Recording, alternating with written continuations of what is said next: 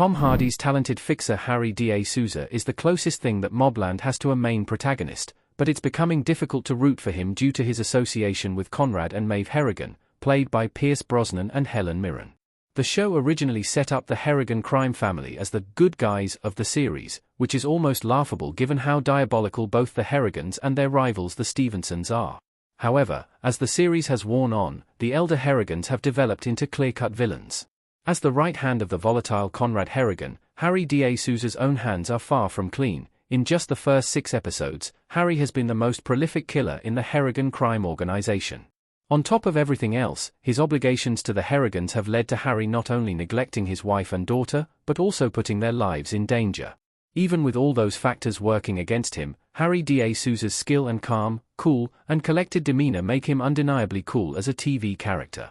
However, that goodwill is quickly evaporating that it's becoming difficult to root for Harry, because the Harrigans are so awful.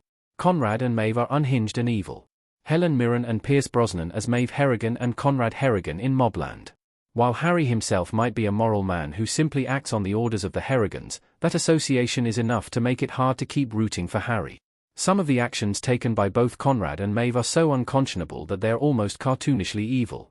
Maeve's murder of Ron Stevenson, which Conrad took credit for, was bad enough, but their phone call to Richie to rub his nose in her death was downright heinous.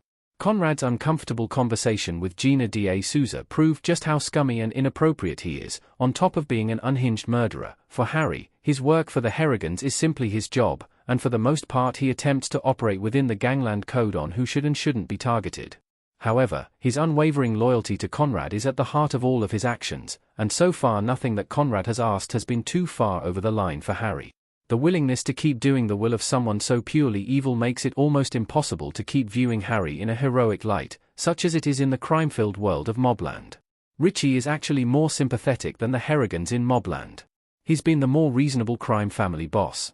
The elder Harrigans have been so outwardly villainous that Richie Stevenson has developed into the more sympathetic of the two parties. Like Conrad and Maeve, Richie is more than willing to kill to protect and expand his business in London's fentanyl trade, and he is pretty far removed from the typical definition of a hero. However, his self-control and sensibility are what set him apart from the Harrigans.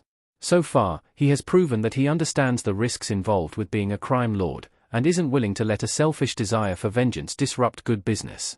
The ultimate proof was his willingness to forestall an all but certain gang war after the murder of his son, Tommy.